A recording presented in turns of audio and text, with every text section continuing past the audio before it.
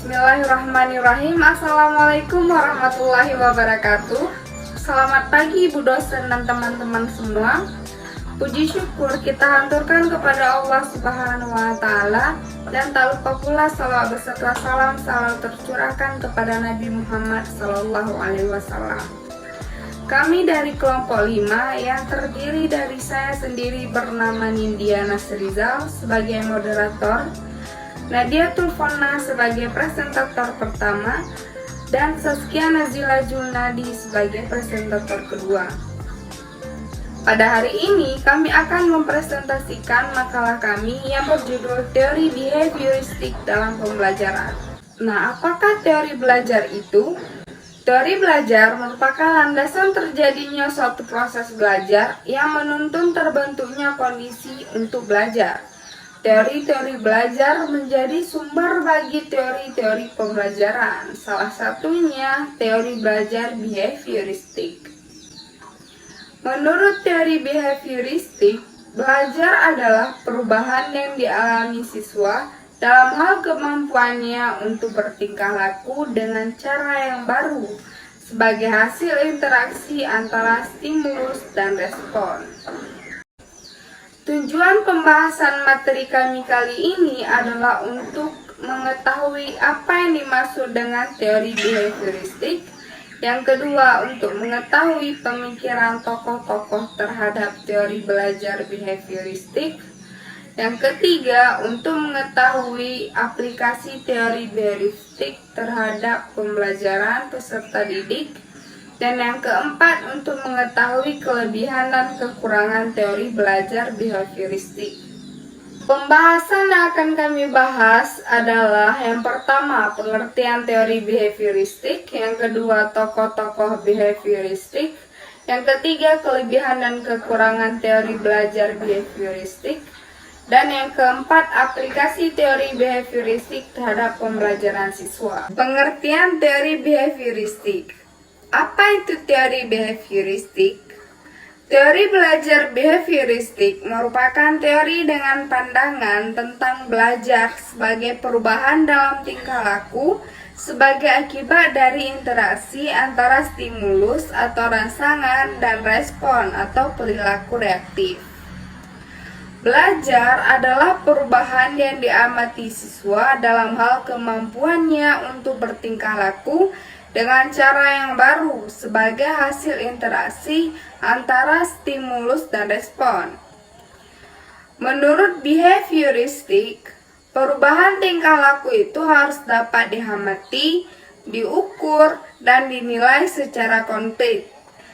Konsep behavioristik memandang bahwa perilaku individu merupakan hasil belajar yang dapat diubah dengan memanipulasi dan mengkreasikan kondisi-kondisi belajar dan didukung dengan berbagai penguatan, reinforcement, untuk mempertahankan perilaku atau hasil belajar yang dikehendakinya. Untuk presentasi kedua akan disampaikan oleh rekan saya, Nadia Tulfona. Kepada Nadia Tulfona kami persilakan. Baik, di sini saya akan menjelaskan tentang pendapat tokoh-tokoh terhadap teori belajar behavioristik. Yang pertama, teori belajar behavioristik menurut John R. Watson. Watson berpendapat bahwa belajar merupakan proses terjadinya refleks-refleks atau respon-respon bersyarat melalui stimulus-stimulus pengganti. Menurutnya, manusia dilahirkan dengan beberapa refleks dan reaksi-reaksi emosional, yaitu berupa takut, cinta, dan marah. Semua tingkah laku lainnya terbentuk oleh hubungan-hubungan stimulus, respon, baru melalui conditioning. Jadi, menurut Watson, belajar dipandang sebagai cara menanamkan sejumlah ikatan antara perangsang dan reaksi atau asosiasi-asosiasi dalam sistem susunan saraf. Ini ada teori belajar behavioristik menurut Edward Thorndike. Menurut Thorndike, belajar adalah proses interaksi terbentuknya asosiasi-asosiasi antara stimulus dan respon, di mana stimulus adalah suatu perubahan dari lingkungan eksternal yang menjadi tanda untuk mengaktifkan organisme untuk bergerak atau untuk bereaksi atau berbuat. Sedangkan respon dari stimulus adalah sembarang tingkah laku yang dimunculkan karena adanya perangsang. Adapun 3 hukum belajar yang terkait dengan stimulus dan respon menurut eksperimen dari Thorndike. Yang pertama itu yaitu law of effect, di mana jika sebuah respon menghasilkan efek manusia yang memuaskan, maka hubungan stimulus respon akan semakin kuat. Sebaliknya, semakin tidak memuaskan efek yang dicapai respon, maka semakin lemah pula hubungan yang terjadi antara stimulus dan respon. Yang kedua, law of readiness, artinya bahwa kesiapan mengacu pada asumsi bahwa kepuasan organisme itu berasal dari pendayagunaan suatu pengantar atau condition unit, di mana unit-unit ini menimbulkan kecenderungan yang mendorong organisme untuk berbuat atau tidak berbuat sesuatu. Dan terakhir ada law of exercise, yang artinya bahwa hubungan antara stimulus dan respon akan semakin bertambah erat jika sering dilatih dan akan semakin Selanjutnya ada teori belajar behavioristik menurut Skinner. Sebelumnya, Skinner adalah seorang psikolog dari Harvard yang telah berjasa mengembangkan teori perilaku Watson.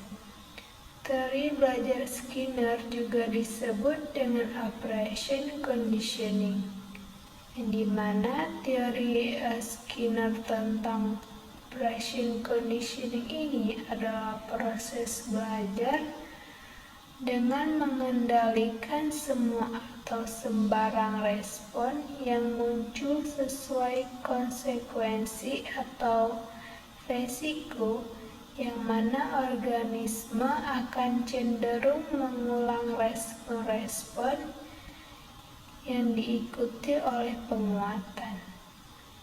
Oke, selanjutnya teori belajar menurut Edmund Ray Guthrie.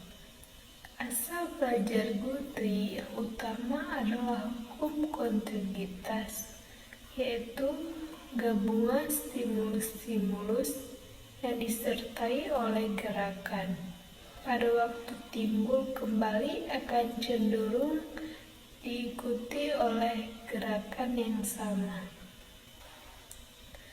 Guthrie dengan teorinya conditional conditioning atau pembiasaan asosiasi dekat mengasumsikan terjadinya peristiwa belajar berdasarkan kedekatan hubungan antara stimulus dengan respon yang relevan. Terdapat prinsip kontinuitas di dalamnya yang berarti kedekatan antara stimulus dan respon. Baik, selanjutnya ada teori belajar behavioristik menurut Clark Ernest Hull. Hull berpendapat bahwa tingkah laku seseorang itu berfungsi untuk menjaga kelangsungan hidup. Menurut Hull, kebutuhan dikonsepsikan sebagai dorongan. Stimulus hampir selalu dikaitkan dengan kebutuhan biologis. Kebutuhan atau keadaan terdorong oleh motif, tujuan, maksud, aspirasi dan ambisi harus ada dalam diri seseorang yang belajar. Sebelum suatu respon dapat diperkuat atas dasar pengurangan kebutuhan itu. Berikutnya masuk kepada pembahasan aplikasi teori behavioristik terhadap pembelajaran siswa. Pertama ada aplikasi teori behavioristik menurut John R. Watson, di mana contoh penerapannya itu ialah eksperimen terhadap seorang bayi yang berumur 11 bulan. Pada mulanya, seorang bayi yang gembira dan tidak takut terhadap binatang seperti tikus putih berbulu halus. Bayi ini senang sekali bermain-main dengan tikus putih yang berbulu halus cantik itu.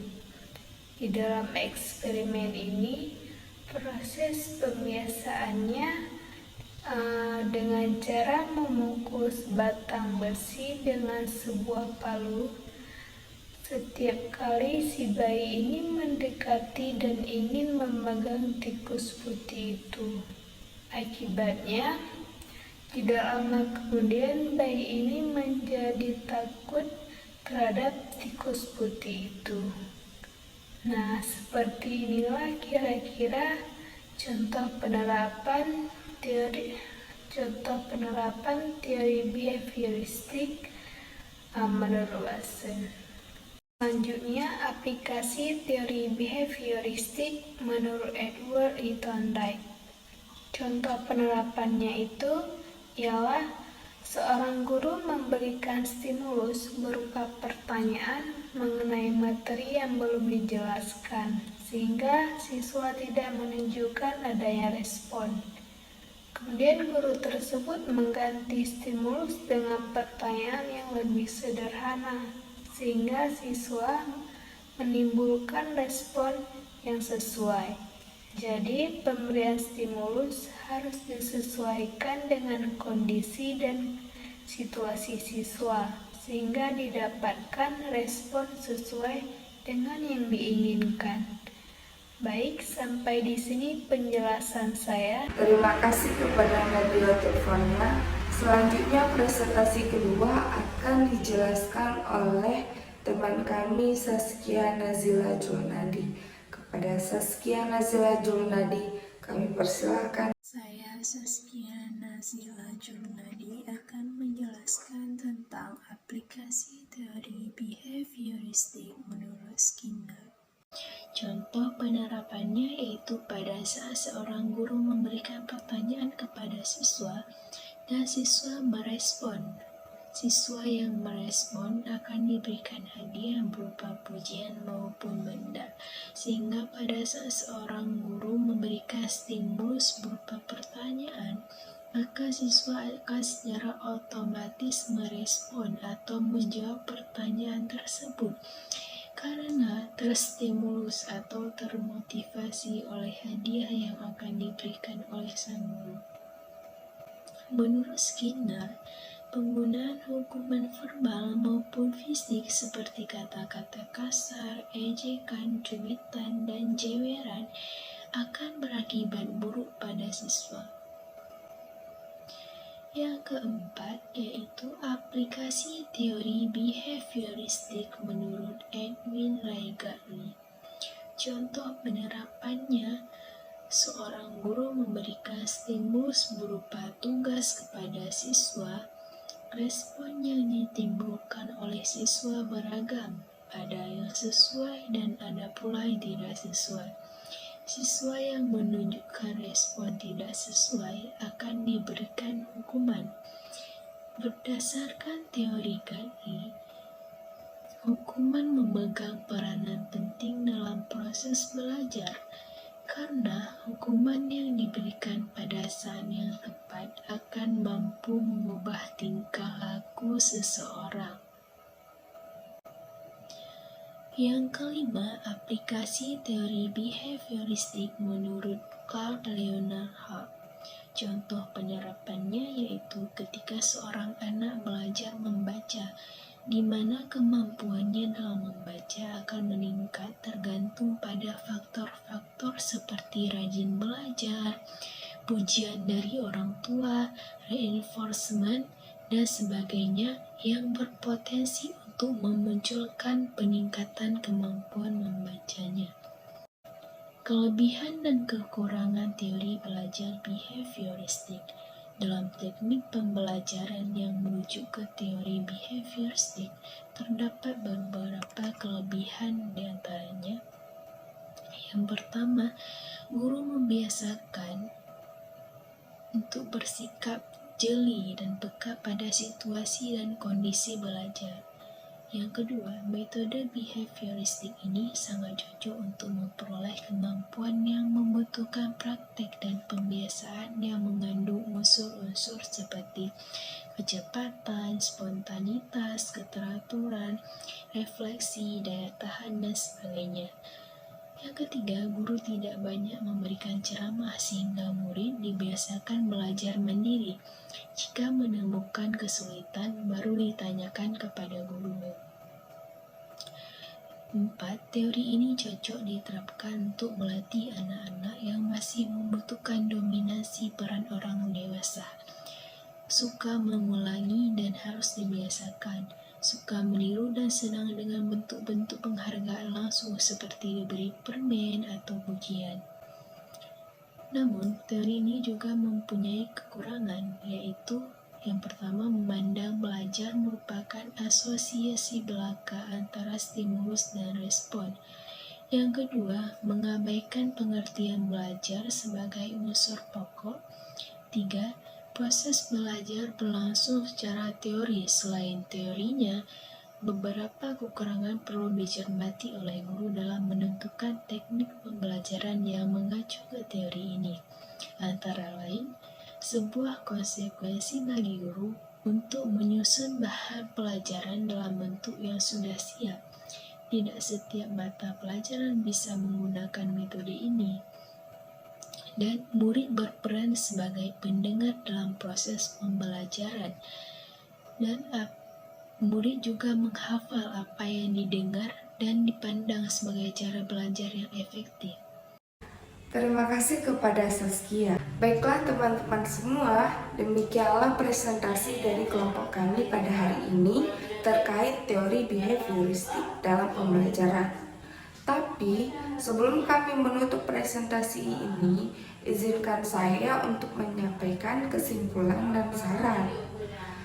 Adapun kesimpulan yang dapat diambil dari presentasi kami adalah yang pertama, teori belajar behavioristik merupakan teori dengan pandangan tentang belajar sebagai perubahan dalam tingkah laku sebagai akibat dari interaksi antara stimulus atau rangsangan dan respon atau perilaku reaktif. Yang kedua, pemikiran tokoh-tokoh terhadap teori belajar behavioristik diantaranya yaitu yang pertama, teori belajar Thorndike, teori belajar Larson, teori belajar Hull, teori belajar Guthrie, dan teori belajar Skinner. Yang ketiga, aplikasi dari teori belajar behavioristik terhadap pembelajaran yaitu siswa yakni harus adanya stimulus, respon, penguat atau reinforcement, dan punishment.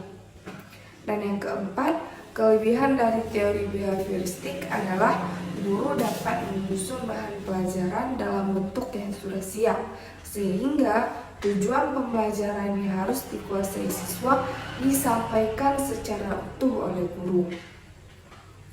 Adapun kekurangan dari teori behavioristik adalah penerapan teori behavioristik yang salah dalam suatu situasi proses pembelajaran.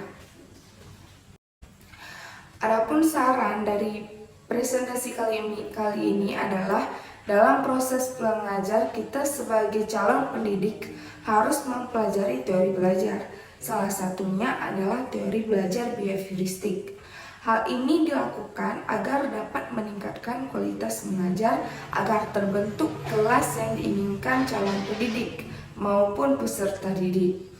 Serta disarankan pula agar kita rajin membaca buku pengetahuan agar kita dapat berpengetahuan yang luas. Sekian presentasi dari kelompok kami. Apabila ada kesalahan baik dalam pengucapan maupun tingkah laku, kami mohon maaf. Sebelumnya, apabila ada pertanyaan, silahkan komen di kolom komentar. Terima kasih atas perhatiannya. Kami akhiri dengan wabillahi taufiq wal hidayah. Wassalamualaikum warahmatullahi wabarakatuh.